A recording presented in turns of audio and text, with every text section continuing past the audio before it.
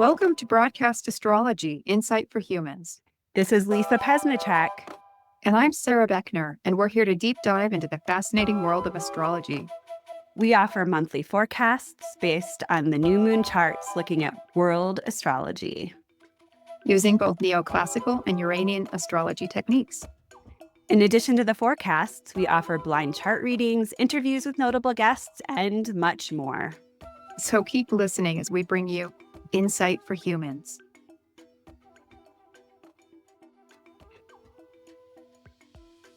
Hello, here we are again, Lisa and Sarah. So happy to be with you. And today we're looking at the Capricorn Ingress chart, which speaks to the last quarter of the Aries Ingress chart that we did earlier this year, as well as it signifying the year ahead that's coming. And so this chart is active particularly from today, December 21st, through to March 21st, 2025. Mm-hmm. So we'll pull it up on the traditional wheel first and take a look.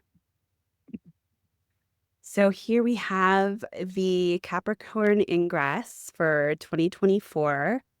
I found this chart to be fascinating. I think one of the things that both Sarah and I recognized is that it shares a similar degree ascendant to that of the Aries Ingress, which was cast for March 19th, 2024, and will go until March 19th or 20th of 2025.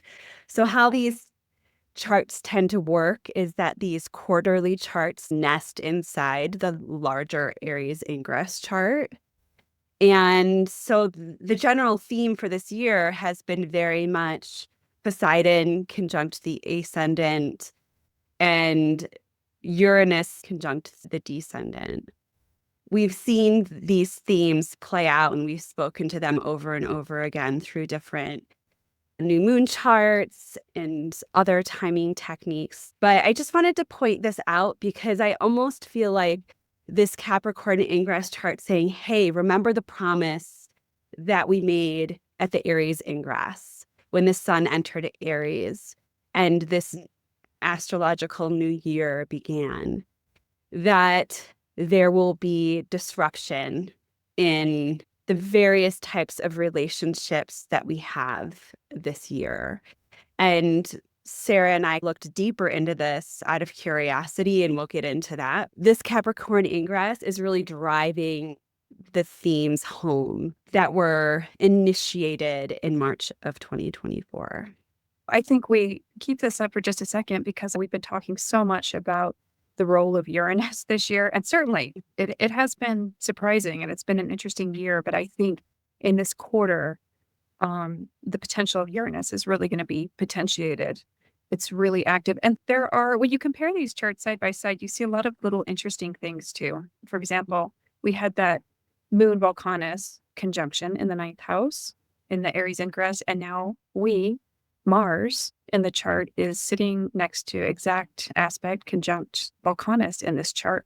And so I think this too is saying, okay, within this year, in this quarter, there's going to be some explosive activity, some really generative, surprising, possibly intense activity. And we can see here with Lisa drawing the oppositions to Pluto, which is a big player in both of these charts. Mm-hmm. In Uranian astrology, this is a classic combination for imputation. Mm-hmm. And so right away, you get this image of a severing. And Lisa, you and I were talking earlier about how just the divorce signatures in this chart, Uranus in the 7th house on the descendant, it already implies separation. Mars, Pluto, reiterating the theme of separation. And it did make me think about all the headlines we've seen recently about the divorce of the nation, people becoming fractured along political lines, and also potentially the real threat of Republican-led states seceding from Democratic-led states. So yeah, those are all potentials. And I know with a lot of statements of the incoming president, Trump has talked about taking some radical measures in terms of deportation and those kinds of things. And that's really going to fracture. There are certain states I know Colorado is one of them. They said they will not allow in National Guard and Border Patrol to forcibly evict immigrants. Chicago is another place that's unwilling to do it. New Mexico. So I think we're going to run into some ideological tensions that force the amputation on some level. And as well as really intense power plays and abnormally tense interactions. Pluto makes things abnormally increased or possibly decreased, but in this case, definitely it seems to be an increase. Volcanus enlarges whatever it touches, and we have Mars being the cutter, the action, the determination. There's a lot of strong will in this chart, especially this part of the chart, the alignment, which has a very strong no. And that can work on either side, that the people are saying no, or certain groups of people are saying no. And the government or those who are on another side pushing their agenda. Especially with an opposition, there's two sides to this story that are pushing against one another. And it's not easily resolved. It takes a lot of effort. It takes a lot of going through the motions to get to the other side of an opposition. As you're talking, I'm noticing this Moon Saturn opposition as well, Yeah. because the moon is indicative of the people in this chart and Saturn is the no. And whether that no is coming from within or we're meeting resistance to obstacles, we don't feel like we can effectually assert or influence what's happening. That could be the role of Saturn. Also, Saturn being the institutions, the government systems, work us in opposition to that as well. There are a lot of ways to see what you're saying. And I think you mentioned that the moon is the universal representation of the people in a mundane chart. And there's a lot of hardships that these people in general are being confronted with. And like you said, it's a repetition of that. But what's interesting as well is that Pluto is in a sesquiquadrate relationship to this moon as well. And also a semi-square relationship to Saturn, which is fascinating. And it looks really hard. It looks like the people are really finding themselves between a rock and a hard place, that there's high level power pressure from one side and then a bunch of restrictions that could be restrictions that they're coming up against having to do with governmental regulations. It could have to do with climate change. It's in the fourth house that the Saturn is. And sometimes that has to do with the environment, the weather. People could be finding that their options are limited because of the restrictions that climate change is posing on them. It could also be financial. That was where I was thinking of going, is we see a lot of financial tension in this chart, and that could be where the lack is ultimately coming from, is that resources are scant. The resources that the people need and depend upon are not what they need in order to flourish. Yeah. So let's take a quick look at that. We see money represented in the chart by the ruler of the second house. So the money is Jupiter. It's in opposition to the ruler of the eighth house, suggesting debt trumps ideas about eliminating the debt ceiling and those sorts of things. Definitely speak to the country's debt and how we're going to handle that. I wonder if the opposition to Jupiter, it's the magnification of that debt. Jupiter in the eighth house. Yeah, and that Jupiter is retrograde in its detriment. Mercury is also in its detriment. From the perspective of mutual reception, there could be some help happening, but it's still it's a tough picture. You don't want the ruler of your eighth house in your first house. Nor do you want Saturn conjunct your part of fortune. No, you don't want that either, which we find out here. It's a tough picture. There's a lot of restrictions. There's a lot of constrictions. It looks like power and the ways that power plays out is something that we're all contending with. One thing that I wanted to bring up is if you look at the declination, we find that we have Venus and Uranus in a declination relationship with the ascendant here. That on its own says there's something going on with women. There's something going on with women in the environment that's disruptive. You could also say that the things that bind us together are being disrupted as well. The niceties between people is heightened and they're not working the way that they normally would to keep a cohesive community on the ground in our lives. There's something different happening. And Sarah and I were talking about how we also have Uranus conjunct the descendant, which suggests that there's the disruption, but it also has to do with relationships. This can be with the nation's relationships with other countries.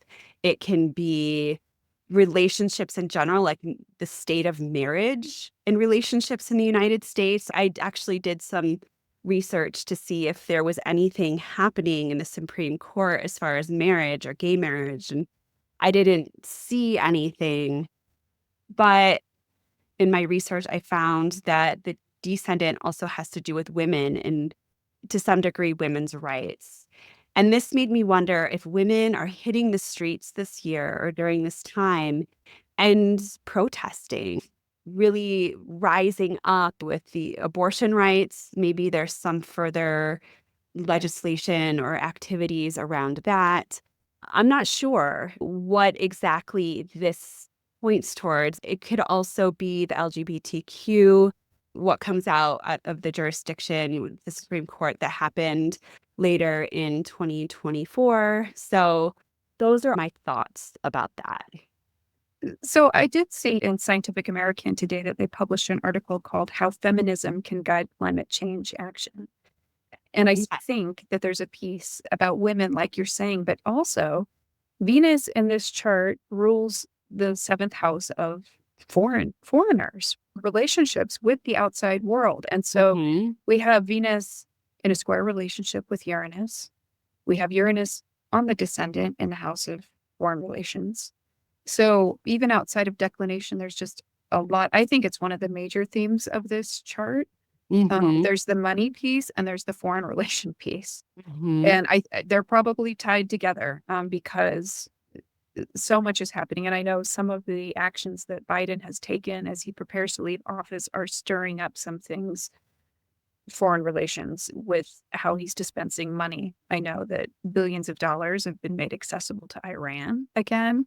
He's Mhm. sending billions of dollars to Ukraine. So Mhm. it's almost like feeding things, just creating so much instability that what's going to happen with that in the coming months as Trump takes office, I don't think we can even say, but I definitely think there's a financial piece.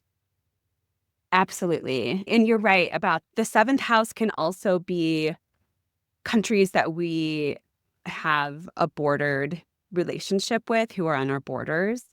If they do unfold this deportation in the way that they say that they're going to, it could create so much more chaos than we're prepared for. Yes, in an idealistic way, there's a lot of people that really support that. But the problem with idealism is that there's a lot of realistic Saturnian facts that are overlooked and cause and effect relationships. And this could also have to do with the proposed increase in taxes for imports. And that could also be part of this picture as well, where we're disturbing our relationships with our allies.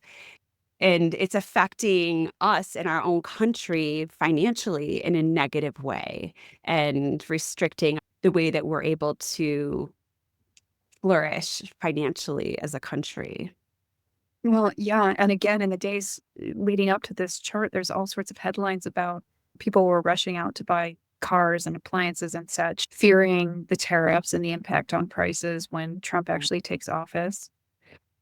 Um, Before we get away from the traditional chart, I just wanted to say that I'm playing with this idea myself and seeing how it plays out. But we are represented in the chart by Mars, ruler of the first house in this case, which is also the ruler of the sixth house. So I think a general Mhm. statement could be said about certainly just the stress that we encounter this year. I also wonder about the idea of this sixth house being a traditional house of slavery. On that front, do the people feel like there is some level of powerlessness that we're feeling? That with Mhm. this moon Saturn opposition in the Mars Pluto, like you said, Lisa, it's pressurized the obsessive, intense nature to be a catalyst and then getting thwarted, feeling like we cannot really make traction. And then by Mhm. the same token, the ruler of the seventh house also rules the 11th and 12th. Mhm. So hidden enemies in terms of the dialogue that we're having with other countries. And it just makes me think of espionage and conspiracy, as well as tying in our hopes and wishes.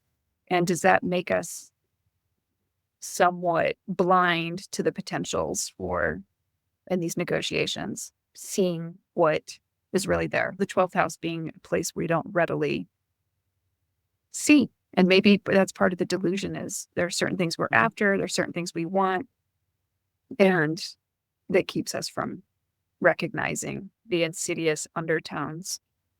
Mars, Pluto, what's really going on?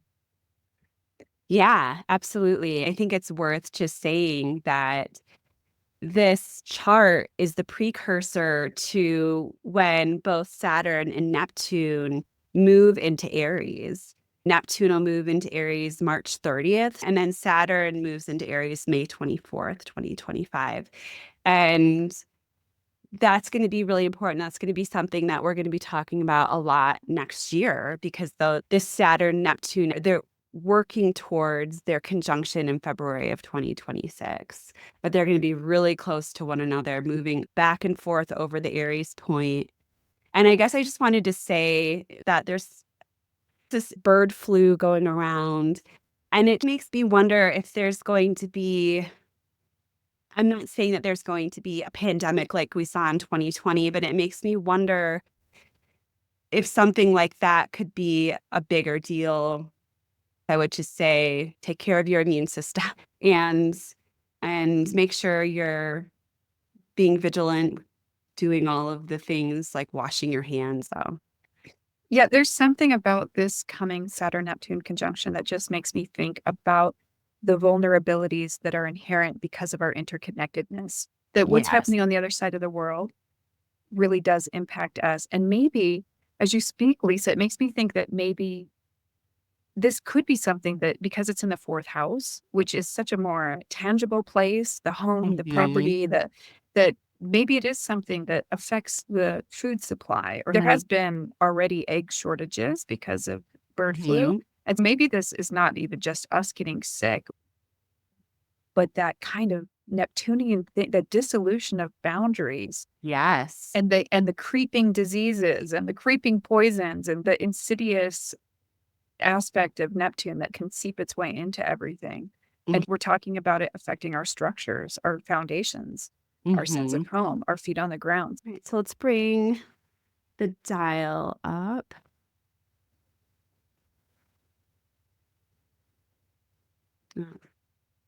So here we have the dial. I brought it to the actual Aries point this time. Aries, Cancer, Libra, and Capricorn are all the cardinal axis, which is actually the world axis, which all gets compressed down once we reach the 90-degree dial to the Aries point, which is why we usually generically refer to it as the Aries point.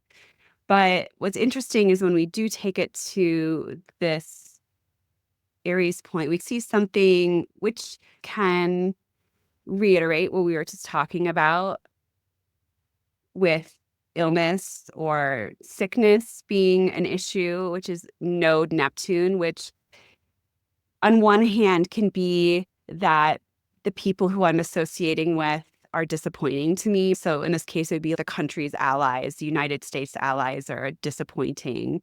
and Or deceptive. unreliable, deceptive, that we're not seeing the truth, that we are being blindsided by the nations, by the allies that we have invested so much into our relationships with.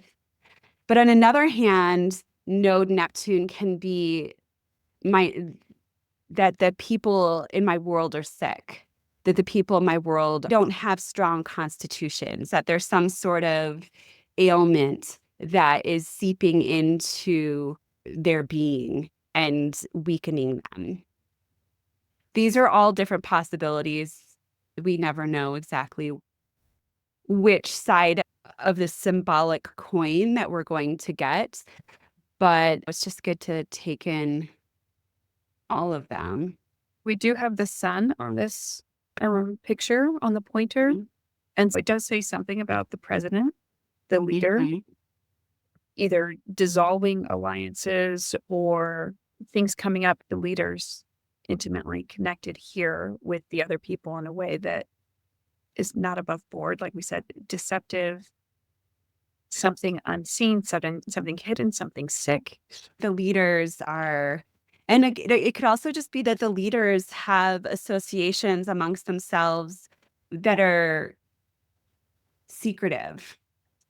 It almost feels like, and I don't know if this is just some conspiracy program, but that there's a deceptive motivation behind the alliances that they form, and that we can't fully see who those alliances are. Yeah. And I know a lot of astrologers out there right now are looking at the Saturn Neptune conjunction as a potential revealing of something on Mhm. that level, that we're actually going to see that underneath some of the financial institutions in the country and the leadership, like what's really at work underneath, who's actually running the show. Who's behind the curtain? Yeah. And then if we move it to the 90, and I think on the 90, we were looking at the moon, Jupiter initially. And we pointed to this because, well, first of all, we saw that the Saturn was on the midpoint between the moon, Jupiter, and Jupiter indicates that the abundance of the people, the financial robustness that the people enjoy, as well as the way that families in the country are able to grow and the amounts of wealth that they're able to enjoy. And it's very interesting that Saturn is right there saying that there's something getting in the way of the people growing their wealth nest, that there's a constriction to the wealth and the abundance that we are aiming towards individually as well as a nation. Yeah. And it actually is affecting the physical reality of what we experience in this country because you see the ascendant open as well. Yeah, so our day-to-day existence during this time feels like we have to count our pennies more. We have to really make sure that our budgets are tight, whether it's the prices that we have to pay for things because of the proposed tariffs or because the prices of goods in the country could potentially go up because some of the lower paying wages are being deported, or a multitude of other things, something that we're all dealing with day to day. I didn't get around to sharing it, but since we're drawing to close to our time, I wanted to share a quote because from this something that was released by NPR, an article, and they were talking about some of the challenges Republicans will likely face for the next 2 years, attempting to govern with razor thin majorities, and an incoming president who often changes policy demands in real time and by surprise announcement on social media. And we can look at Mercury to talk and see that social media piece. I think some of the most fundamental pieces of this chart, there is volatility, the lack of predictability in our Mhm. president, coupled with the fact that ultimately it leads us feeling some level of fear or restriction or a reduction in our own safety, security, sense of abundance. And whether Yeah, that's almost. happening through tariffs or through whatever policy changes are happening, it is a strained year financially and a very erratic year too. Yeah, and then here's the Mercury Uranus to the MC, and also Kronos is pulled in, which basically says that the leadership of this moment is producing a lot of erratic ideas and a lot of unpredictable messaging. Mercury as well can be trade. We can also tie that in as the trade that's taking place because of our leadership. It can be exciting, but it can also lead to disruption. And disruption isn't always bad. I don't want to take the hope out of the situation, but it does create this Moon Saturn situation for the people where they're like, okay, I don't know how this is actually going to play out because in my on the ground experience, we depend on these different pieces that are now being disrupted. Yeah. And then, Leader creates shocking news. That's how I see this planetary picture. oh, yeah, we've been dealing with that one for a long time. And then I think the last piece we wanted to look at was Mars. You want to explain the idea behind that? So Mars in a mundane chart indicates the areas where action is imminent, like where it's going to happen. And in this case, okay, what's going down? Where is the energy and the momentum of the country? And we see that it is sitting next to Volcanus, which just magnifies those actions. And then we have Uranus Chronos on this dial. We have midheaven Cupido, and we have Saturn Jupiter. So there's something about the erratic leader, the erratic leadership that, or I mean, in all fairness, we could just say changing leadership, but I think there's enough evidence in these charts to point to erratic leadership is taking actions which affect our relationships. And there's Venus here as well, right? Lisa, this isn't all bad, and maybe there's some potentials there as well. But yeah, I think it's going to be a potent time this window, particularly these next 3 months, in terms of a lot of actions, which even without going too deep, if you're just glancing at the headlines right now, I know, Lisa, you were sort of caught up in the relationship between Elon Musk and Trump, which we Mm-hmm. see here on this picture that Venus is on this Uranus Chronos. And that relationship, they're strategizing and talking policy changes and implementing things and putting them out there on social media. And that this is how our country is going to be run in the coming months. Jupiter Saturn is a really prominent signature for leadership for the king. And then we have Kronos here that's tied into this, which is also the king. So we have a lot of emphasis on power, on who's ruling this country, who's in charge, who has the reins, who's making the rules. And Uranus is tied in. And there's a lot of action taking place because of the leadership that's causing disruption. But as Sarah said, there's something regenerative about it as well, which kind of made me step back a little bit and think, wow, maybe there are some things that really do need to be addressed as far as our government goes.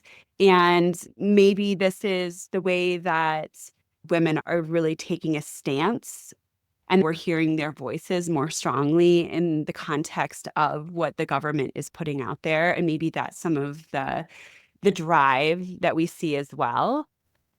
But I just keep seeing this real heavy, consolidated governmental overhead that isn't complying to the rules as we've seen them before. I think this is actually a good image to end with because I think this consolidates most of what we've talked about. It And you really does. never really want to see Volcanus in a picture with Uranus. It's just going to magnify everything. And then I just realizing that Mercury was here. So it's, Mhm. yes, the thinking piece, the communication piece. We have the lack of unpredictability. We have the explosive nature of it all. There's also Sun node. And so, again, it pulls in everything we said about foreign relations in some ways, Yeah, we do have Sun relationships now. with leaders of other countries, our leader, the Mhm. Sun, our leader's relationships are explosive and erratic and unpredictable. This is one we could have talked about for 20 minutes. Yeah, and it's interesting too with Mercury there with this current alliance with Trump and Musk, where Musk is the owner of one of the largest social media companies. And here we have Mercury being the mouthpiece of what the government wants to say as far as the sweeping changes that they're making within government structure. Um, So, it's another hold on to your hats with Lisa and Sarah. yeah, I just find this all fascinating. And I love how this all tied in with the Aries Ingress chart as well, because it reemphasizes that, yes, you're on the right track. And now it's time for everything to come full circle. And even though I might not agree with a lot of the things that are occurring, that there's a larger picture at hand, that there's something happening beyond just our political views. There's something much more nuanced and much more intricate and much more meaningful. We all should have our opinions and we should all fight for what we believe in because that's also part of the tapestry and part of what keeps the whole much larger mechanism working the way that it should. It makes me think of labor. Labor is a very Plutonian process. It is painful. It Mhm. is, it's a dark night. So I don't think we ever really know where we're at in the developmental trajectory. But even the Mhm. work you did on Donald Trump's chart even nests into this whole picture, It does. And so it's Mhm. like, yeah, the energies that are at hand right now that we're living into, you can definitely see some synastry in all the pieces, how they're working together. And so, Mhm. yeah, I don't think it's anything to fear. And it is fascinating to look at it and to see those connections. Absolutely. And to put it into a larger context as well, is that this astrology for the Capricorn ingress is showing the time right before everything starts to change in 2025. In 2025, we have every planet from Jupiter to Pluto changing signs, including the nodes. The nodes change in January. So there's a lot of anticipation of change that's on the agenda here, as well as some really big transits taking place, not so much in 2025, but definitely 2026. So that's what we're really working towards at this moment. And keep that in mind that 2025 and 2026 are really going to change the world. We've been working towards this since I would say at least 2017. Definitely 2020 was a big watershed moment as far as changing some major ways that we live in the world. And now we're going to start putting some of those changes into place and seeing how we can create the future. So Yeah. All anyway, right. Well, that's that's our yeah. And I do want to make a quick note to listeners, keep submitting your chart data because we'll be doing some more blind chart reading in the future. If you'd like to be put in the pool for a chart reading. We'll be doing a 2025 forecast as well in January. So look out for that, where we'll go over what this Capricorn ingress is pushing us into. So yes, send our charts. Keep following us, share, like, do all the things. Lots of love. Happy holidays, everyone. Bye. As always, thanks for listening to Broadcast Astrology Insight for Humans. And if you're so inclined, like, follow, and subscribe. And please don't be a stranger.